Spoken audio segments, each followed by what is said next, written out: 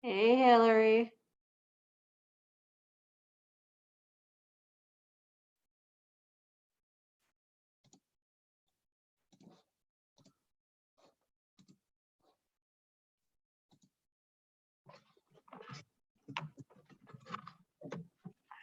Whoa.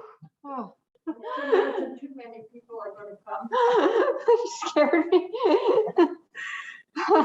Are you Adriana's friends? I don't think too many Italians are interested in coming and seeing something that has to do with their immigration for some reason. Hi, maybe it's some generational thing. I did contact the Italian Society. I don't even know what time it is. What is it?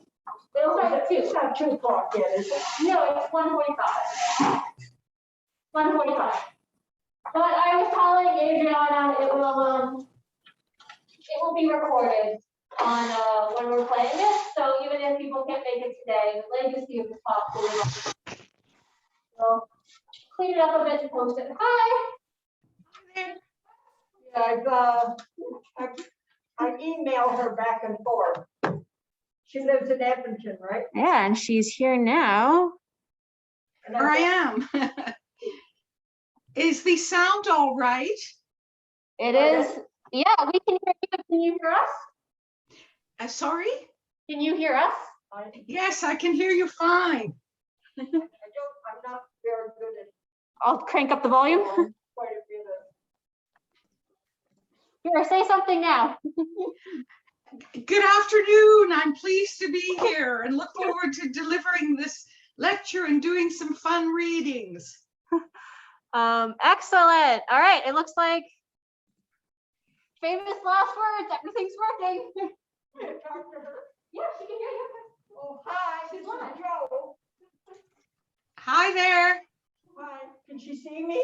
Yeah, she can see you a little bit. If you look at the top left-hand corner, that's what she can see. It's windy here again. Hi there. How are you doing? I'm good. Excellent. I'm here by the wind. Oh, is it very windy? Very windy today again. Ah, well, you know, my first trip to Lethbridge when I became executive director of the Alberta Museums Association, it was around the 6th of January of 1987. And I flew in on one of those small aircraft you know, with Chinook, and I was terrified. So I know about the wind. Shall I try the sharing the screen for the PowerPoint? Sure, let's test it out. Let's make sure everything works. Okay.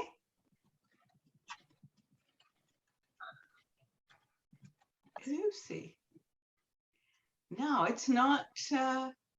It is not showing it. I will. Oh, maybe Hillary has to let people. There we go. Yeah. So, okay. Is that you doing it? New share. Okay, here we go. Nope, it isn't showing. Okay, you know what? I'm going to stop share and I'll do something else. And I'll just minimize my screen so I can look at the.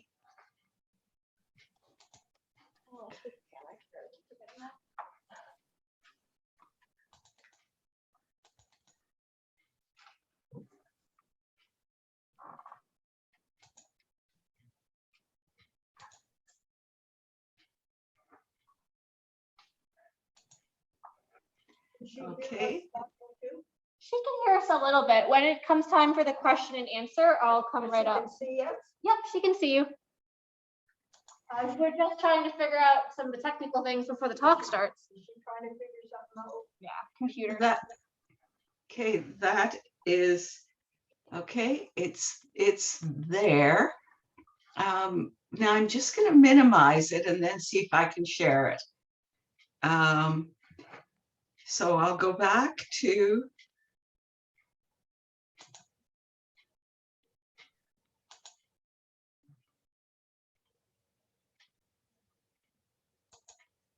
Okay, now I'll try the share screen and see if it comes up. Yes, it comes up. It doesn't come up on our end. Oh, well, because I haven't, I'll just highlight it and share, okay? Yeah. All right, okay, and then do you remember how to make it full screen? Yeah, slideshow, and then. The very, oh, you got it. Yeah, okay. Okay, so stop share. I'll try it again just to make sure that everything is working as it should. Yep. There it is. The PowerPoint, and I can do it.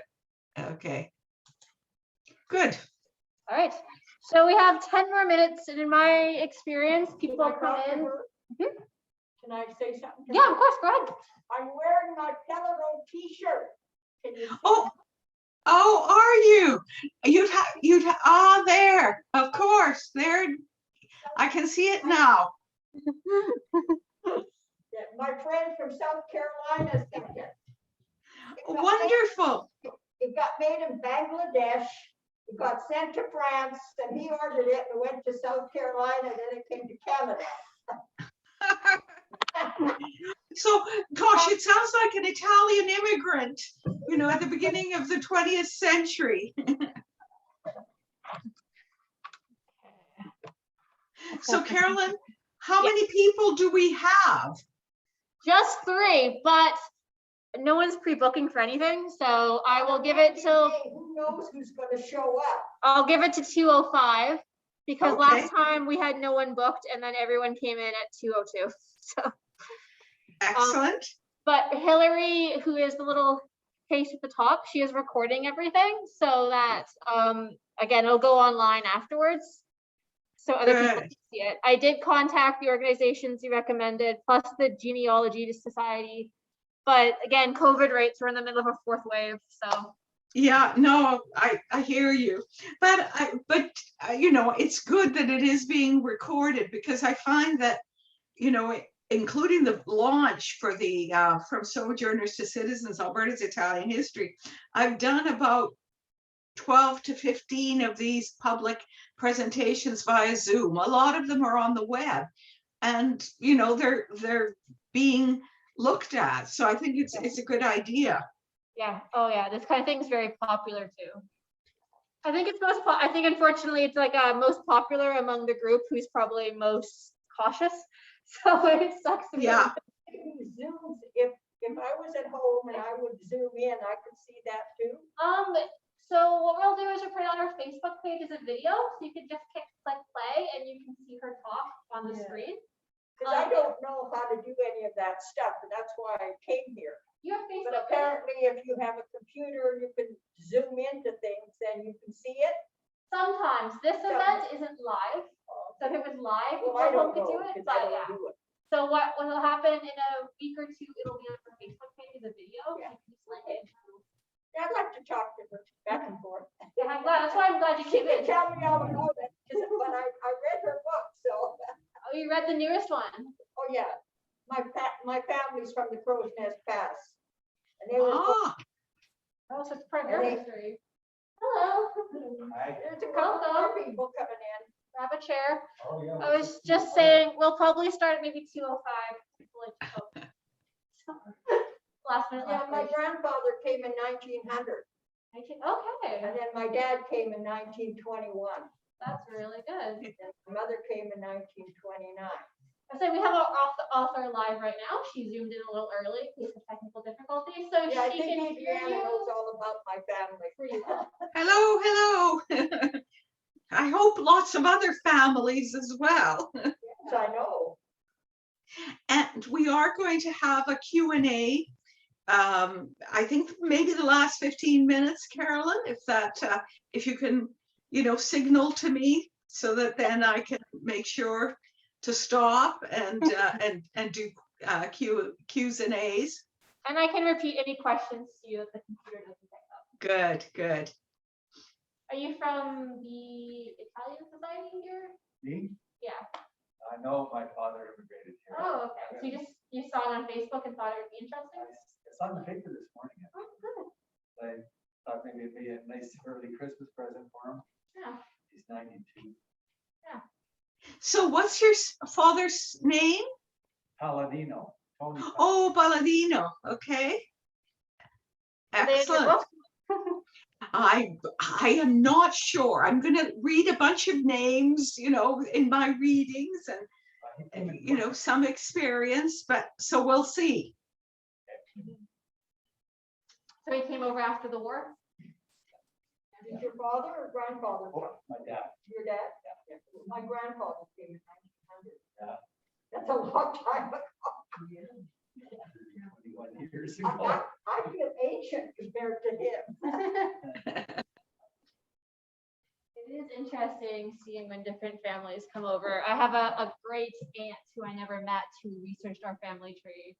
And one branch has been around since like 1812, 1815 in Canada.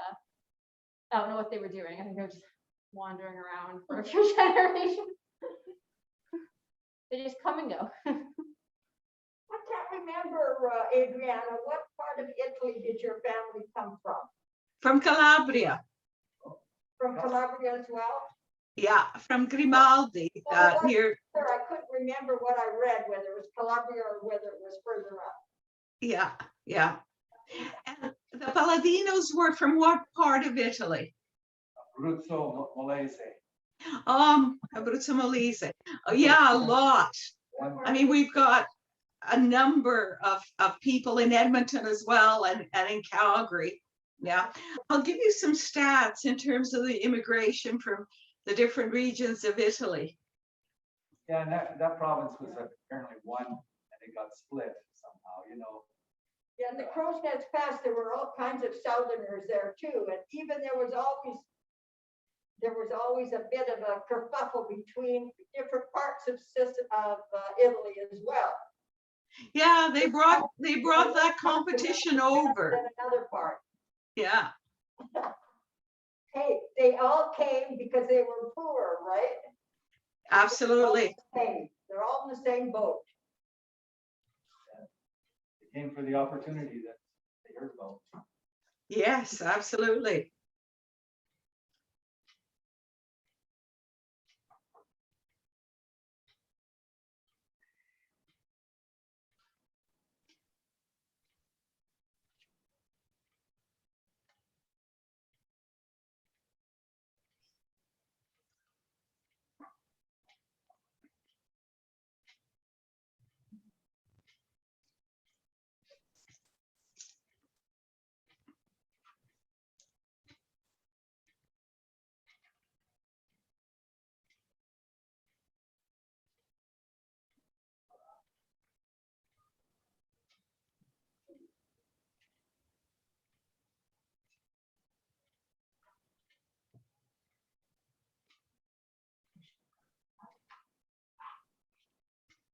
Available?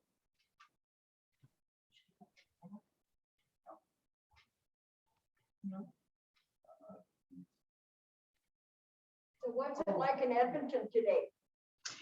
Actually, it's a full day, but not brilliant sunshine like we've been having. It's a bit cooler, and the sky is not bright because we've got smoke from the Saskatchewan fires. So there's a lot of smoke in the air. We don't have it so far. Well, hopefully it'll blow over the mountains and stay north. It'll go away in Lethbridge.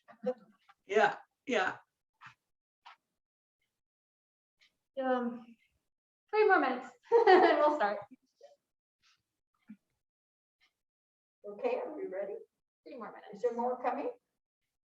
I was saying last time we had a talk, attendance has been much lower because of COVID, which is understandable, but last time we had a talk to people showed up around 2:05. And you two know each other, you're welcome to share as closer together. Share a household. Yeah, you can sit as close as you want. We capped it at a smaller number just in case, so I moved them to the maximum distance apart. I figure why not if you can. But yes, if you know each other, you're welcome to sit next to each other. Or maybe not, maybe you prefer. Yeah. Lots of distance between you. What's your next book gonna be? Oh, that is it. That is an interesting question. I actually have had a memoir accepted by Guernica Editions, the published From Sojourners to Citizens, Alberta's Italian history. But that won't be out until spring of 23. Okay, so it's your own memoir? Yeah, yeah, and it will deal with, you know, my own immigrant experience, but also a whole bunch of other stuff. I mean, I was executive director of the Alberta Museums Association, Heritage Community Foundation, and so on. Are you gonna do a tell-all of all the museum scandals? I would read that. No tell-all, but I mean, I do talk, you know, when you listen to Indigenous historians and curators today, they say nothing has been done. Well, in fact, I mean, the Canadian Museums Association and Assembly of First Nations, and beginning around 1987, started a task force on museums and First Peoples. And I developed 3 symposia in Alberta and collaborated with bands in all the treaty areas in terms of museum development. And a lot was accomplished. I mean, there's, you know, this, the newer generation of curators, you know, it all started there, you know. So I think that there are really interesting things to tell. All right, so it's 2:01 by my phone, which is usually not accurate, but the computer says so as well. So I'm just going to introduce our speaker, Adriana Davis. She has been working as a researcher, editor, lecturer, executive director, curator for over 40 years. She's the author of several books, including her new work on Italian immigration to Alberta, which is available in our gift shop. And her talk today is going to focus on Italian immigration to the Lethbridge area in particular. She's joining us from Edmonton, correct? And the talk is being recorded, so anything you ask out loud after pretty much this point will be forever captured in our archives on the internet. So don't spill any family secrets right now. And I'll let her go. And I'll be on hand if there's any technical difficulties.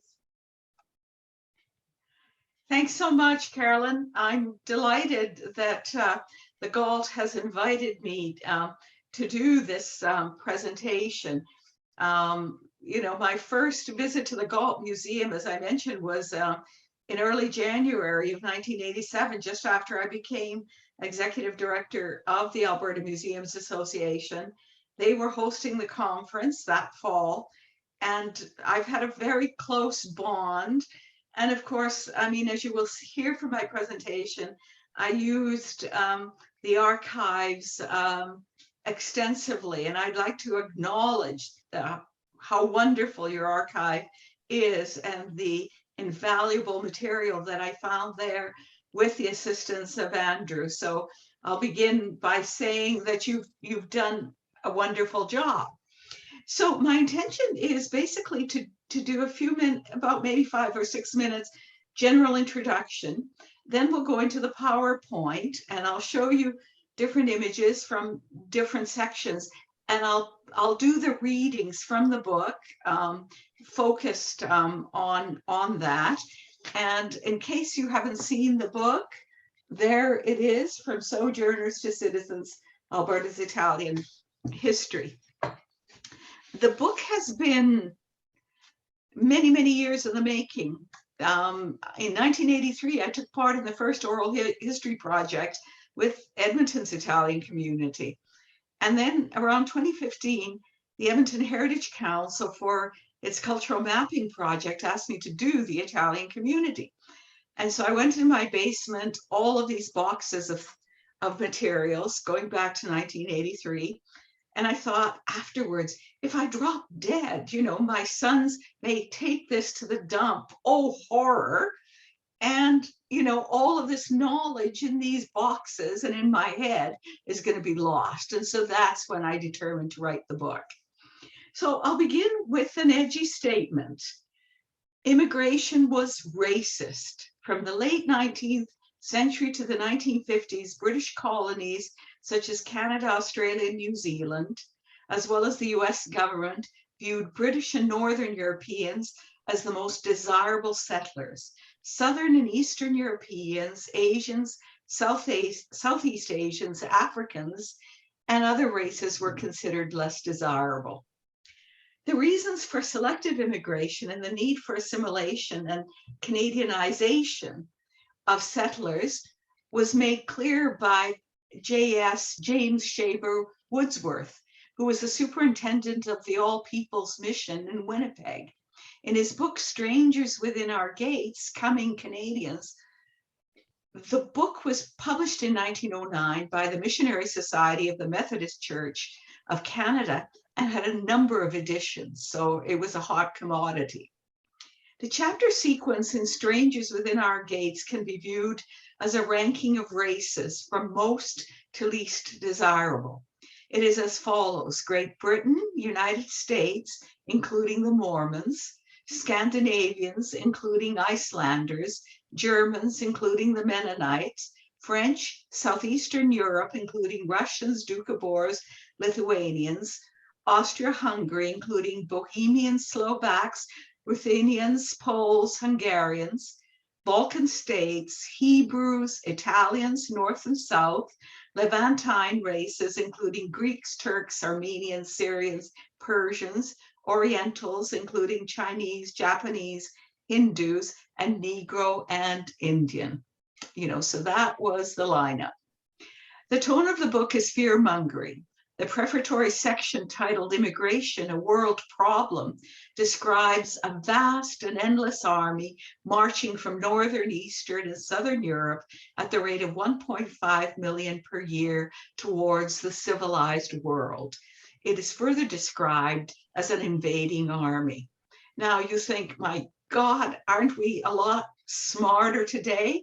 Well, think about the US, for example, and it's turning against immigrants, you know, from Latin and South America, let alone other areas, and the profound racism that is being experienced in the US and Canada against Muslims, Chinese, and others. In the period 1861 to 1914, about 14 million Italians emigrated. They wanted to work abroad for a better life. The primary destinations were the US, Canada, Australia, and Argentina. They also went to work in France, Germany, and the Austro-Hungarian Empire. Of these, 69.5% were from Northern Italy. By 1914, more were coming from Southern Italy, so you get a flip. And you wonder, well, you know, why were they coming from Northern Italy? Well, the various steamship companies that also, you know, the transported immigrants also sponsored labor agents. And a number of the offices were located on the Swiss-Italian border. So it was very simple.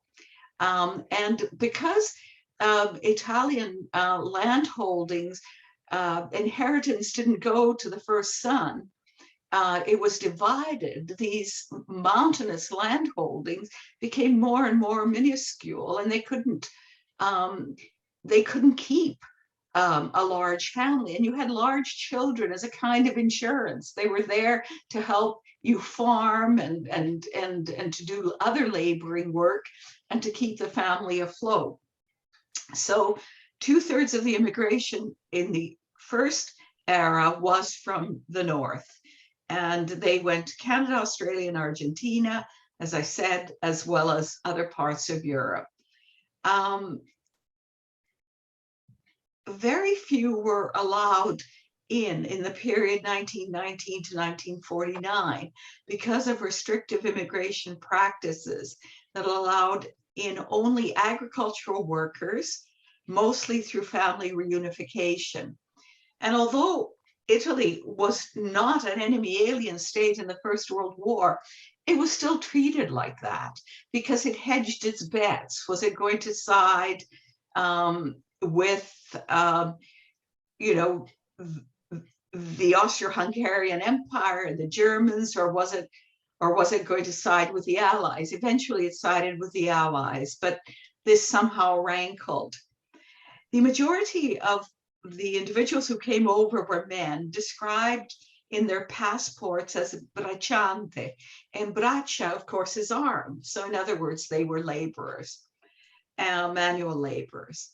And they were also sojourners. They were temporary workers, mostly brought in to the US to work on the railways and other construction work. There were extensive labor chains. They would arrive at Ellis Island in New York and then scatter westward in the latter half of the 19th century, which was a great era of railway building and settlement with resource industry development and the creation of the infrastructure of towns and cities. Canadian Pacific Railway hired Italians through several contractors because they had a reputation for being hard workers. And when I found this quotation, it blew me away. CPR President Thomas Shaughnessy observed, "Men who seek employment on railway construction are, as a rule, a class accustomed to roughing. They know when they go to work that they must put up with the most primitive kind of camp accommodation. I feel very strongly that it would be a huge mistake to send out any more of these men from Wales, Scotland, or England. It is prejudicial to the cause of immigration to import men who come here expecting to get high wages, a feather bed, and a bathtub." And so it gives you an idea of the kind of conditions then that these railway workers lived in. Many Italian laborers moved westward in the US and then northward to the Pacific Northwest and then into British Columbia and Alberta. Census records and Ellis Island immigration files indicate enormous mobility, some even coming to the US and then Canada via Australia and Argentina, as well as various European countries. And these examples are in the book. Montreal and Toronto were the Canadian labor hubs, and men went westward working on the construction of not only the Canadian Pacific Railway, but also a number of branch lines across the country. From the late 1880s, extensive coal mining activity occurred from Fernie in southeastern BC through the Crow's Nest Pass to Lethbridge and Drumheller. Mining also occurred on the eastern slopes of the Rockies at Nordegg, Mountain Park, and other coal branch communities. Also, extensive mines existed in the Edmonton area, over 200 of them. This was also a time of huge casualties. And I'll give you some examples of mining disasters. But I'll make one other observation. In the Crow's Nest Pass, communities such as Blairmore and Coleman, about 20% of the mining workforce was Italian. So that was significant. Probably in Lethbridge, I would say anywhere from 12 to 15% was Italian. The issue of mine safety was significant. In the period 1902 to 1914, the coal mining region from BC's Elk Valley through the Crow's Nest region had seen a number of serious accidents. In May 1902, 128 miners were killed in the number 2 mine in Coal Creek near Fernie. The Frank mine disaster in 1903 resulted in the death of between 70 to 90 men when it destroyed the mine and part of the town. In 1910, 31 men were killed at the Bellevue mine, and in 1914, 189 men were killed in the Hillcrest mine. 29 were Italian.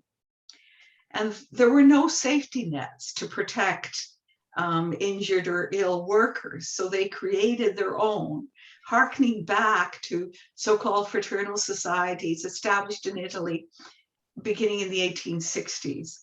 And in North America, in the US, they were called Ordine Indipendente Figli d'Italia, the Independent Order Sons of Italy. And they, of course, came into Italian mining communities, although originally, for example, in the mines at Lille, 1906, their affiliation was with mining societies in Colorado, for example. But later they became part of the Independent Order Sons of Italy. In 1929, the dozen branches of the Figli d'Italia with headquarters in Fernie, these included all of the Alberta fraternal societies, separated from their American counterparts and created the Ordine Indipendente Fior d'Italia, the Independent Order Flower of Italy. And of course, youth were the flower. And also, of course, the initials were the same. So all the stockpile of ribbons they had with these initials could be recycled, including the letterhead. So, these became very important. And as I mentioned, Crow's Nest Museum has records dating back to 1906 for the Lille mine disaster, including minutes, due books, and financial records. And it was very haunting for me, when the Galt did the Year of the Coal Miner exhibit, and I did the exhibit on people of the coal mines, the Italian community, to actually look at those records and to begin to recognize the names. And, with Ron Ulrich, the executive director of the Galt at the time, we visited the Hillcrest mine disaster site, and I looked at the graveyards. So those names are really etched in my memory. The first decade of the 20th century, the Sojourners had decided to settle in Alberta, joining the thousands of other immigrants enticed by government campaigns with the slogan, "Go West, young man." Family reunification began and Italian communities developed. Agricultural settlement began around 1908 to 1910 in central Alberta at Naples, the Lethbridge area, and in 1914, an Italian agricultural colony was established in northern Alberta near Lethbridge at Venice and Hilo. Not everyone wanted to work in the mines. So, a farm or setting up as a shopkeeper or tradesman, enticed people. From the earliest days, you saw an emphasis on education. And by the second generation, other than in mining communities where you could have 5 generations of miners, in other parts of the province, particularly in agricultural areas, including the Lethbridge area, children went to school. And so you had the movement out of the working class into the middle class. And an interesting phenomenon is that when Mussolini came to power, he was very interested in the Italians living abroad. So in winter and January of 1922-23, he sent the granddaughter of the great Italian freedom fighter Giuseppe Garibaldi to set up agricultural colonies. And so she came and visited Edmonton, Calgary, and also Venice. And of course, after her departure, a number of fascist cells fasci were set up in Edmonton and Calgary, Lethbridge. So we'll talk a bit more about that later. In the period 1948 to 75, about 375 Italians immigrated to Canada, many in response to government labor programs. I mean, Canada was beginning a post-war boom with the petroleum industry in Alberta, for example, the coming in of the Leduc #1 well, and all sorts of other construction and developments. And so you saw a huge boom.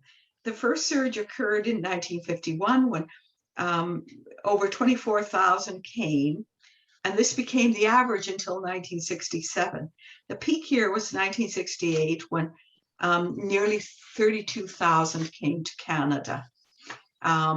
According to census records, Canada's total Italian population increased from just over 150,000 to 1951 to 450,000 in 1961. In Alberta, there were just under 6,000 individuals of Italian ethnic origin in 1951, over 15,000 in 1961, nearly 25,000 in 1971, and nearly 27,000 in 1981. Thus, Alberta's Italian community more than quadrupled in 30 years. By 1996, the number was about 59,000, and by 2011, nearly 89,000 indicated Italian ancestry in the census, thus about 2.5% of the province's population.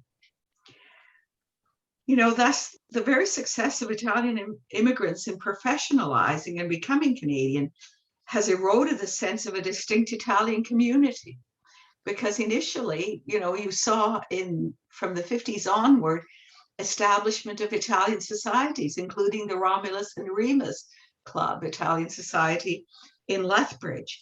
But of course, as the seniors, the seniors in the 1980s, when a bunch of oral histories were done, were already lamenting that the younger generation was becoming Canadian, and that sense of Italian identity was being lost. In Calgary, revitalization of the Calgary Italian Club occurred because of the large numbers in the community, and also because the Italian language school and other activities had an appeal for the community at large. The Romulus and Remus Society in Lethbridge was incredibly active, but also as the seniors were dying off, and now all of those young men and their wives who came in the 50s and 60s are gone. So that the club has allowed individuals of other ethnicity, and of course it's thriving. So that's the overview. I'm now going to go to share screen, and hopefully I will be able to do the PowerPoint.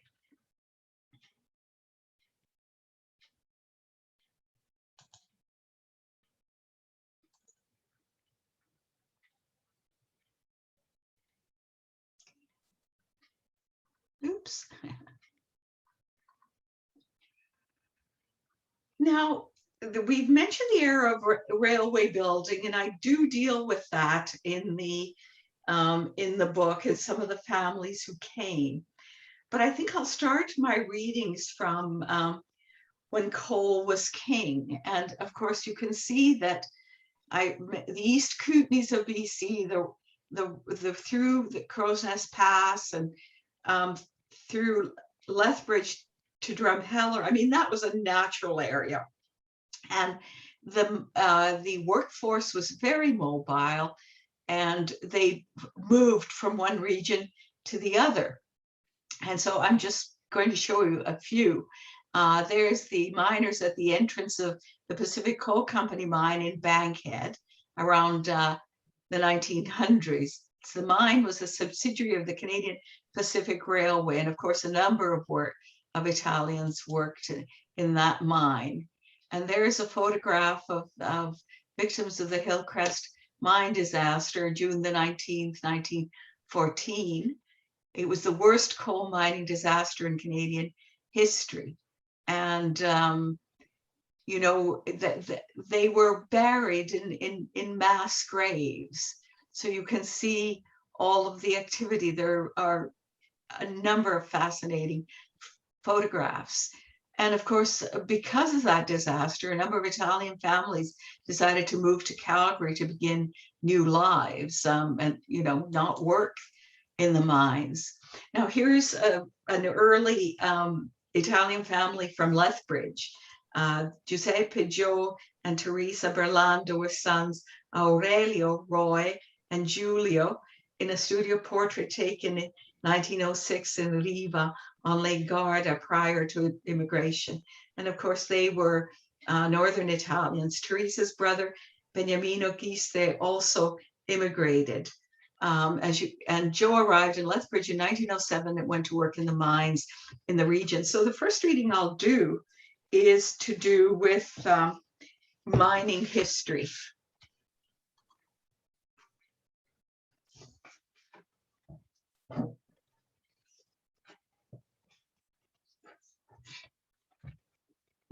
Census records reveal that Italian immigration to Lethbridge in the early decades of the 20th century was limited. The Italian population numbered 19 in 1911, but increased to 204 by 1921. The majority worked in the mines. Other mining communities developed in the region, among them Diamond City in 1905, Colehurst, originally Bridgend, in 1911, and Commerce, originally Colgate, in 1912. A significant number of Italian workers resided in these communities. For example, by 1921, Colehurst had 99 Italians and Commerce had 92. The Chinook Company Limited Mines in Commerce and Colehurst in 1918 had 43 and 29 Italian workers, respectively, of a total of 166 and 366. While Lethbridge grew as the regional urban center, providing a range of services, the development of the other communities strictly depended on the health of the mines. Colgate was a boom and bust community with a peak population of 360 in 1921. But with the closure of the Chinook mine in 1924, the population dwindled to about 100. It finally dissolved in 1926. The mine in Colehurst, located northwest of Lethbridge, continued to prosper, and the town had a population of about 1,200 in 1935 when disaster struck the Imperial Mine.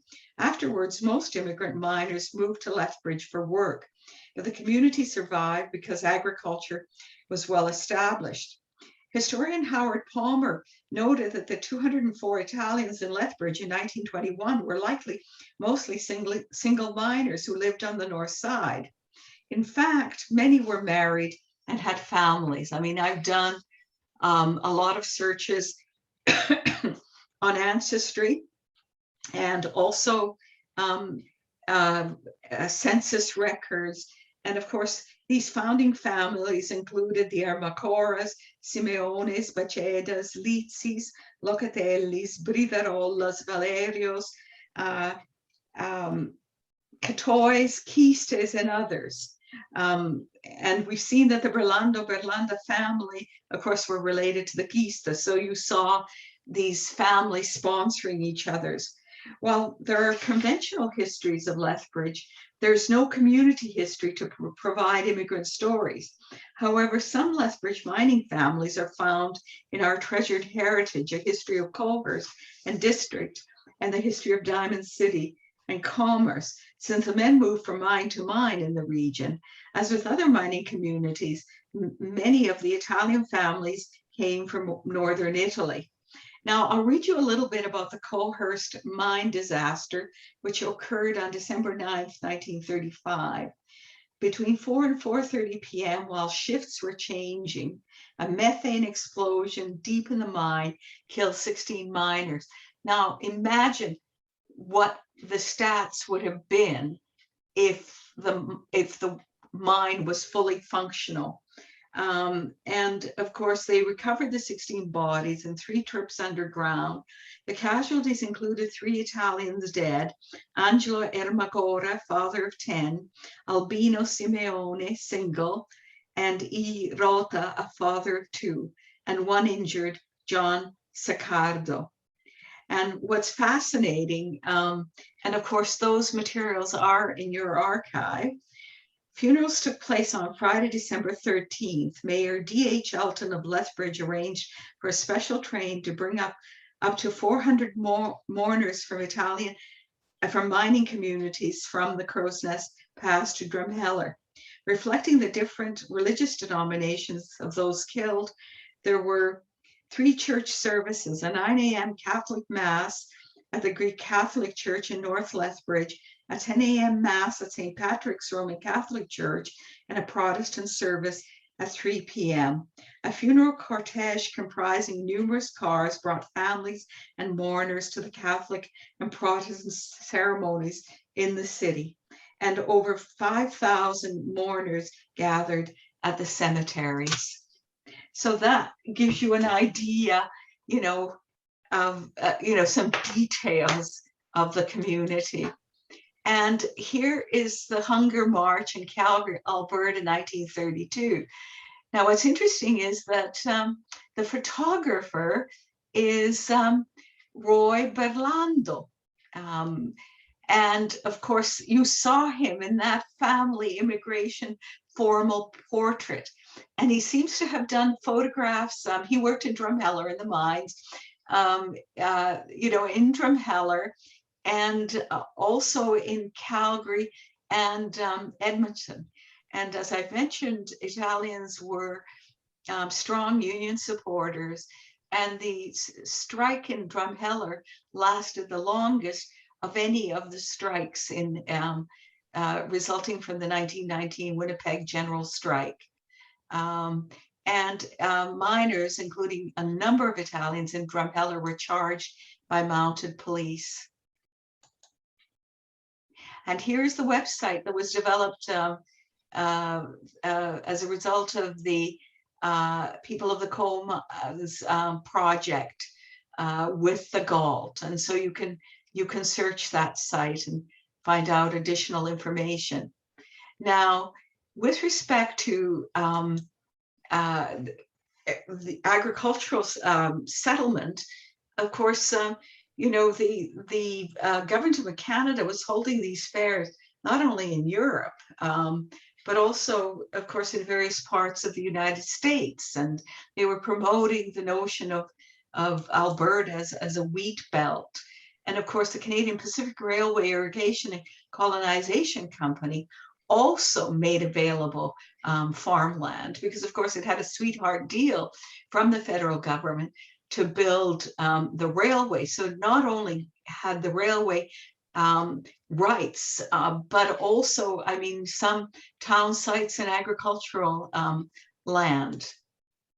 And with respect to some prominent farming families in Alberta, the Angelo Brothers, who changed their name to Battle. Very few Italians did, but in the Delia area, several did. And so we're very successful at farming. Now, here is a prominent Lethbridge family, the Fabis, and I'll read you some of their adventures. Oops. A number of Italian families developed dairy herds, including the Pavans and Fabis. He began by making deliveries to local homes and then moved on to establish dairies. Giuseppe Joe Pavan, a farm boy, left Breva di Piave, Treviso, again north, and arrived in Lethbridge in March 1911. According to daughter Ginger Erickson, he brought with him an English-Italian dictionary.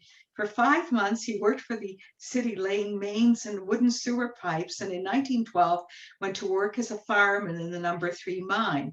He was joined by fiancée Maria Morandin in August 1914, and they were married.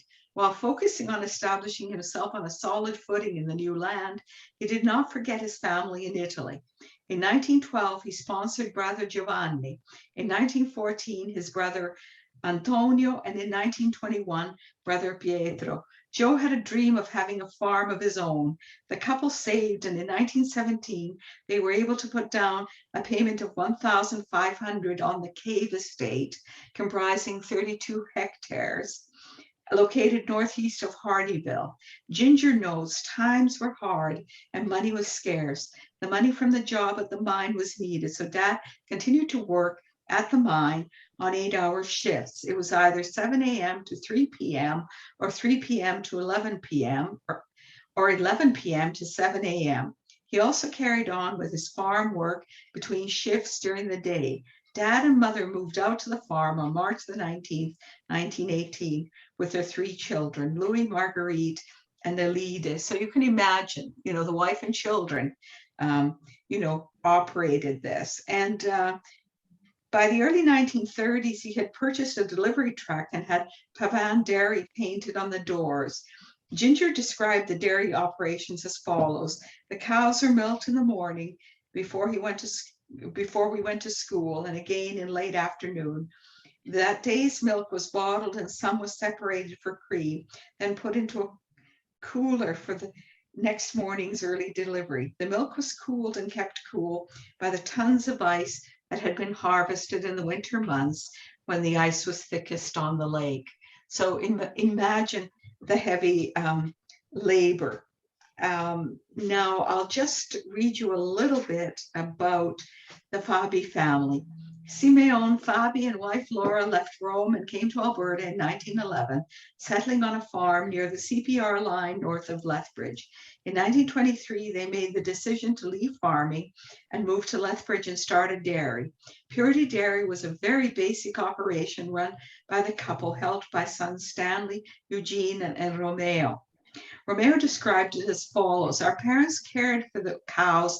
The milk was just strained through a flannel cloth, measured into 5-pound red lard pails, a very generous quart, and then delivered morning and night to neighborhood customers. Well, after 2 years, they expanded, and they purchased a house near St. Basil's School, and which had a barn, and that became their operation.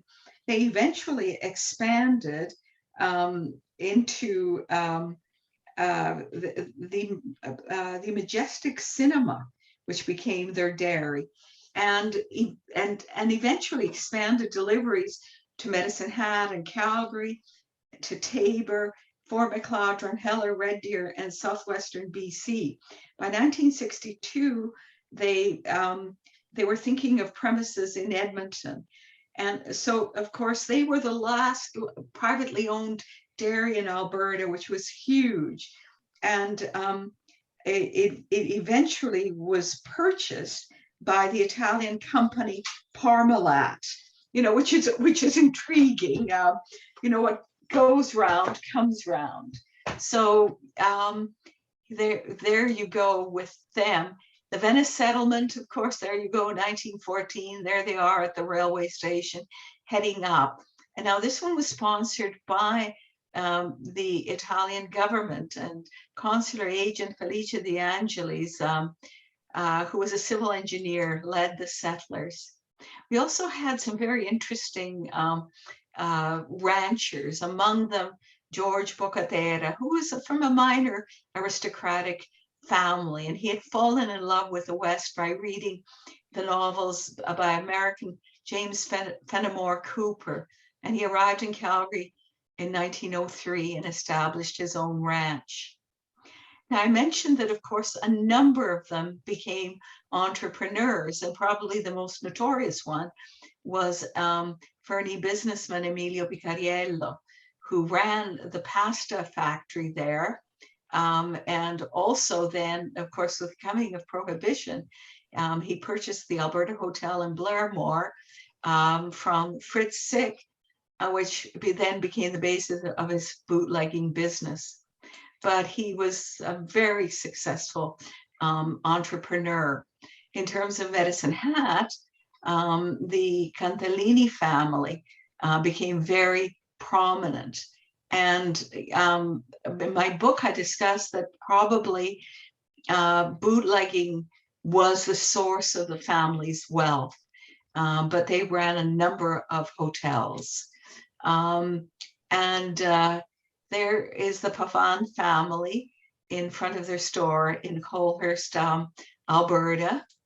Then in Drumheller, you have Curly Millerina in front of his People's Bakery. And I mean, they were incredible marketers. They even had bronze tokens, that you could get to purchase bread.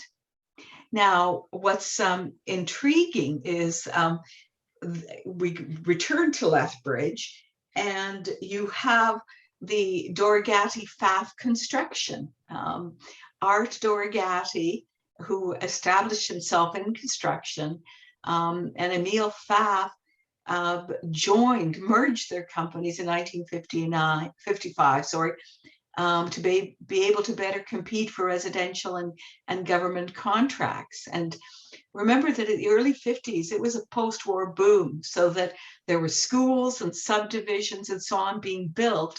And of course, Dorigatti and Pfaff built a number of those subdivisions. And of course, I talk about that in the book.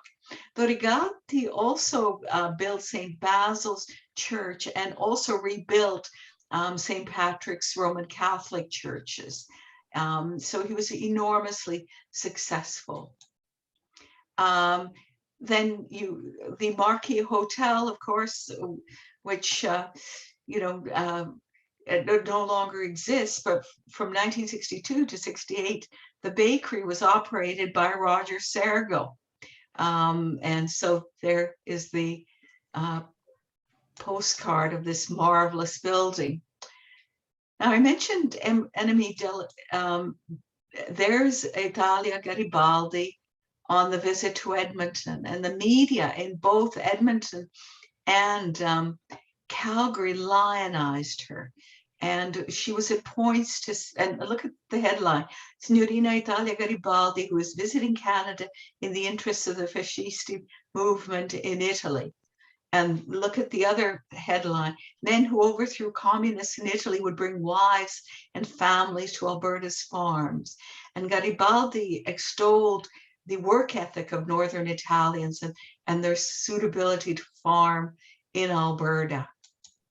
Now, remember that at this time you had the Drylands Congress happened in that period, 1922-23, and there was the desire through irrigation to open up marginal land in the Lethbridge area. So on December the 8th, 1926, the provincial fascia was set up at a meeting in Calgary. And there's the picture of Felice De Angelis, the Italian consul, who continued to come back to Alberta, to Venice Hilo, in his fascist uniform. And there was a debate in the pages of the Calgary Herald, because they ran a very favorable article on the founding of the provincial fascio. But then Alex Pico, who was a member of the local Calgary Lodge, attacked fascism. And so this debate was on the front pages of the Calgary Herald.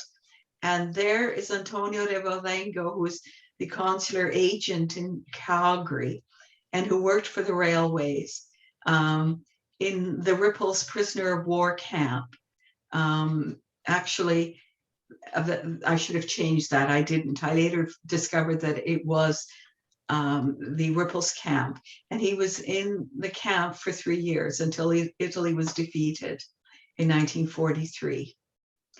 Now we move into the post-war wave of immigration, and a lot of people went to work for Imperial Oil, and my own father, Raffaele Albi, was a master carpenter, worked there, as well as other Italians. But they worked on, in other communities throughout Alberta. A number of people worked in the Atco trailer manufacturing plant at Airdrie, because of course, with all of this construction going on, not only at petroleum sites, but also other sites. ATCO trailers, of course, were in huge demand. And in Calgary, you had the families going into the clothing manufacturing. In 1971, Pete and Ida Fornaro renamed the new Hatchwear Uniforms Company. There's a group departing Italy. And we'll move to Italian organizations, and clearly the oldest, of course, is related to, I mentioned Lille, but then, of course, when that, the mine was shut down, the mines in Coleman then became the center of the Fraternal Society, and they actually built a hall, and there it is. It was built in 1912, and it's number 3. So clearly, Fernie was number 1, Lille was number 2, and this was number 3. Now, what's interesting, of course, is that all of the Alberta fraternal societies, male and female, met annually for a conference. So there they are with their sashes and their flag and so on. So all of these names were significant names in their community, as well as the you know, in the Italian societies. Now, what's interesting was that you know, that there were models in other fraternal societies, non-Italian ones, like the Rebeccas and other female lodges. So the Italian societies began to create ladies' fraternal societies. Now we get to Lethbridge, and this, the Loggia Operaia Numero 6, the number 6 workers' lodge in Lethbridge, was established in 1918. And this photograph is the only documentary evidence of its existence. And it, according to the Romulus and Remus Society, it was taken in circa 1920 to 25.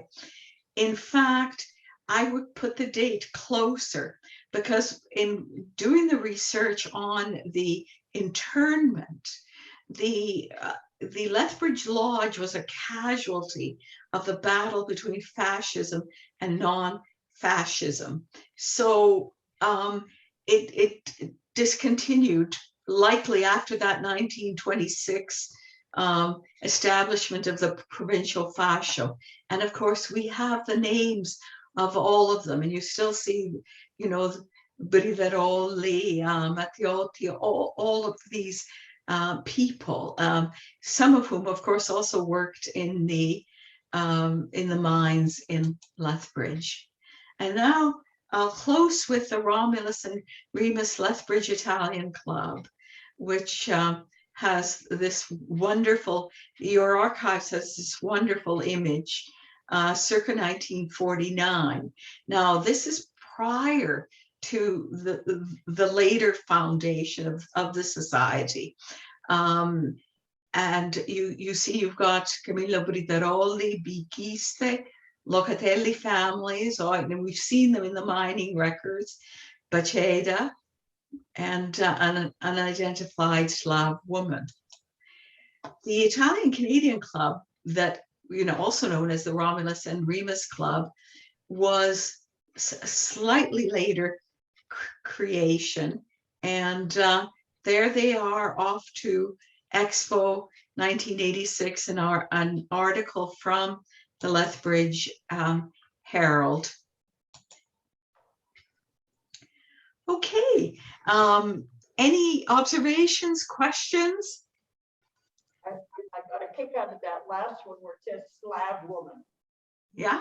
They couldn't ask for her name, could they? Well, you see that but that's the issue. I mean, archives frequently don't have this information. And I'd like to point out that, you know, I was able to access these various materials. You remember Ginger Erickson, who donated family materials and others. If they hadn't donated those, I wouldn't have been able to tell these Lethbridge stories. And so we are now at another intergenerational transfer of heritage. So I strongly recommend to families that if they don't want to give the originals, photographs, documents, letters, memoirs, give copies to the local archive to help future historians. You're gonna have to I'm give your going to father show some. those pictures up there of with my mom and dad in them and my grandfather. Yeah. Do you want to say something about that? No, I really enjoy seeing them all the time. Oh, good, good. At home, you know, the big crow's nest paths book, and it's got the pictures in it. But it's Yeah. always nice and a big surprise when I see them again. Good. Well, you know, I mean, Crow's Nest and its people was a wonderful resource. I mean, in terms of, you know, not just mining communities, but, you know, agricultural communities and others. I mean, you know, 2 volumes, you know, family histories. Now, when the province funded those, academic historians turned their noses up at them. I mean, they said, why don't they fund universities' histories? But in fact, I mean, for social historians and immigration historians like myself, this is raw material that, you know, what I've drawn on again and again. So it was incredibly valuable. Any those pictures of the lodge, in both of them, my dad is still single, and in the one with the women's in the lodge, that was before my mother got married to my dad. So it was nice to see them when they weren't married. Oh, excellent. Yeah, I mean, you know, the photograph, of course, they've got at Glenbow, but also the Crow's Nest Museum has a bunch of those photographs. I've looked at them, and I was able to, you know, where they have a question mark and then the surname.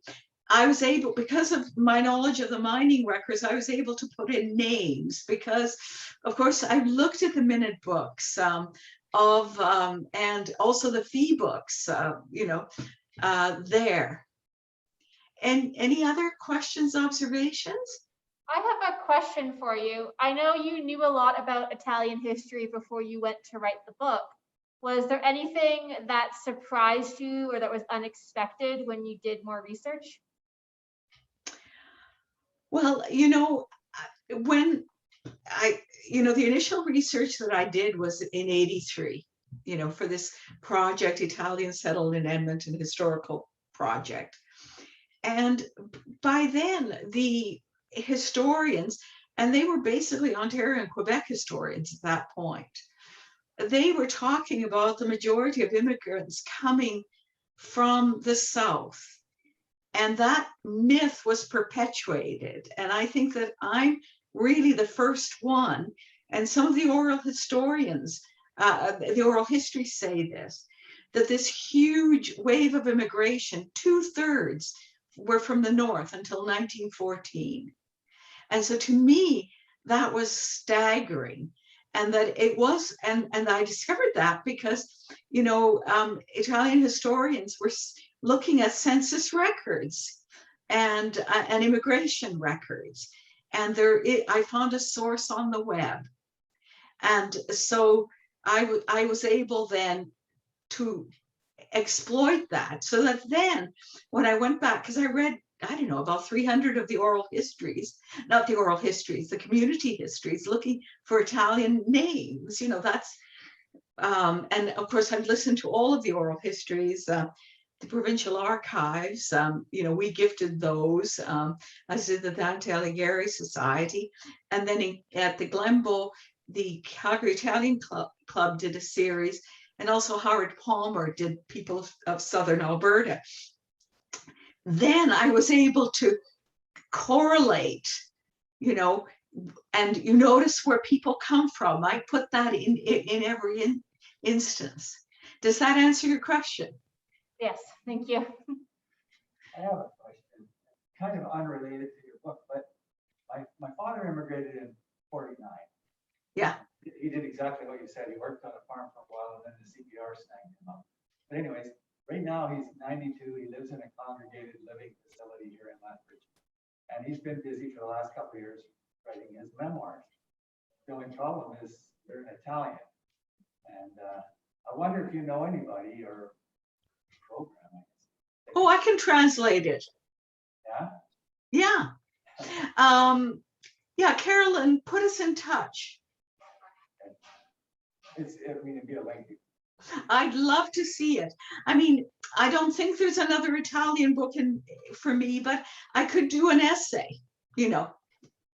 Right. And it might be interesting that maybe this is the beginning of donations to the Galt archives that I could then look at and maybe write a paper or do another presentation. There you go.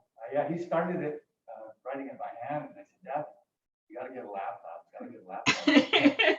So, but you see that flowing handwriting, you can imagine how much I've had to decipher, but it's hard. We've got him on a typewriter now. So, Like an actual typewriter? yeah, he's okay with that. All right, yeah, no, I have your email for the tickets you bought. Were the fascistas quite strong in the Crow's Nest Pass, do you know? Sorry, The fascists, were they quite strong in the Crow's Nest Pass, or did they No. not get a chance to go anywhere? That's interesting.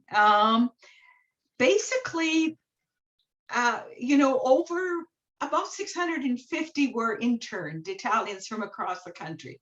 As you would expect, you know, at least 2/3 or more were from Ontario and Quebec. I mean, they used the Casa d'Italia lists, you know, the Italian society lists. From BC, if memory serves, it's about 60 to 65. A few were minors, but I would say the majority were from the greater Vancouver area, and they were shopkeepers, tradesmen, and so on. Nordeg, I gather, had the miners' society there. I heard anecdotally that quite a number were fascist, but of course there were no arrests from that area. From Alberta, there were 6. Antonio de Valdengo was from Calgary, was the one who served the longest. There were 2 arrests from Venice, Hilo. So, you know, one from central Alberta near Red Deer, and another from, he worked in various mines, but he ran afoul of, because look, I mean, in terms of mining communities, local citizens wanted all Italians fired. And they were basically told, well, forget that. I mean, they're good workers. They haven't put a foot wrong. Why are we going to fire them? But this one fellow got hopelessly drunk and started bragging about Mussolini. And, you know, the next thing you know, he was arrested and spent under a year because they were originally at Camp Petawawa for just under a year. No, not Kananaskis, sorry, then Petawawa, and then the hardliners, who were hardcore fascists, then were kept some until 1945 in Ripples in New Brunswick. I have one last question for you. I don't know if you can answer this, but someone once told me, because I know that the KKK made inroads into Alberta in the 1920s. And someone once told me that the reason they never really got a foothold in Lethbridge was because the unions in the mining was so strong, and they had so many immigrants in them. Do you know if that's true during your research at all? You know, that is interesting. There is a book on the Ku Klux Klan in Alberta, in central Alberta.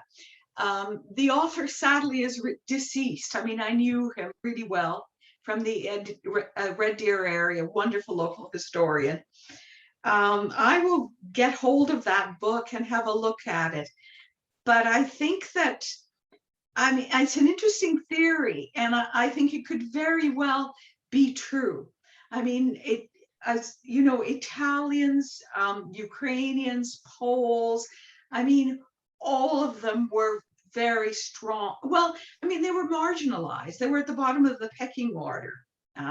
You know, it would be much later that, you know, prominent miners like Walter Riva and Canmore, you know, and others negotiated deals, you know, to sell coking coal to Japan. I mean, they were part of that revival.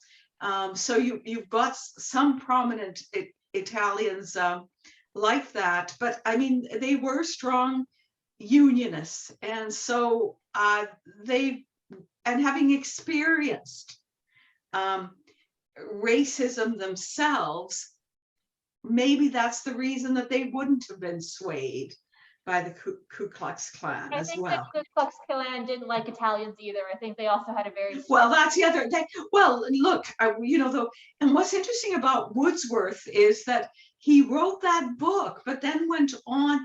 He had enormous sympathy, and of course, became a socialist and set up the CCF party. I mean, so, you know, it was a mentor for Tommy Douglas. I mean, so, but there you get that pecking order. And of course, it was the nativism, which was so rampant in Alberta. And that when you hear of, well, Trump's America, you know, make America great again, it's make America white again. I mean, in terms of Kenny, sorry, make Alberta great again, it's make Alberta white again. And you know that, you know, there are a lot of Trump supporters in central and southern Alberta. Sounds like we need Italian unions again. Yeah. It's 3 o'clock, I so don't think racism will ever go away, will it?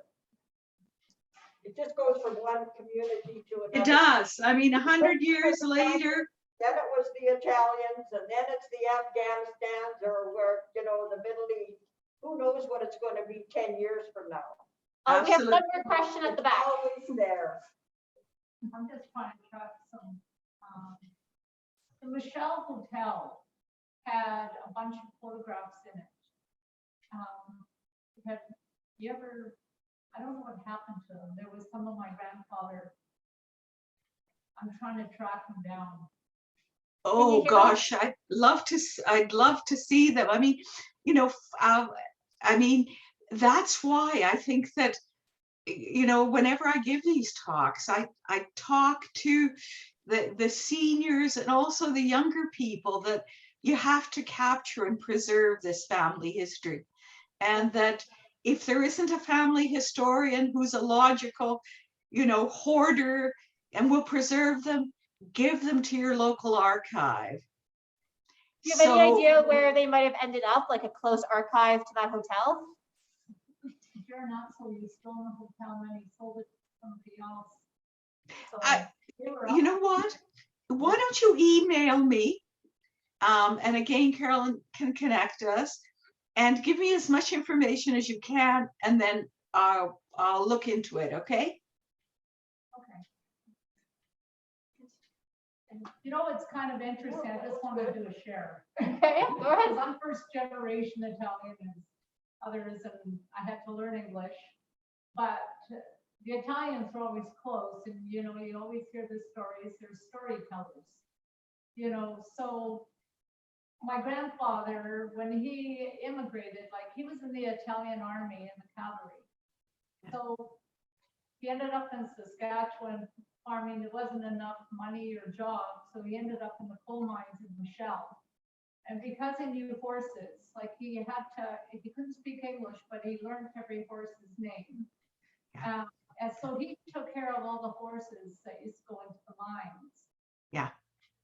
You know, and the other generations that came, like my father and like Aldo Versillo and all those, when they first arrived there, they thought they arrived in hell, you know, from their beautiful Italy, you know, with the fire. And, you know, my mom, she ended up in, her family was Toronto and faced a lot of discrimination as Italians. Yeah.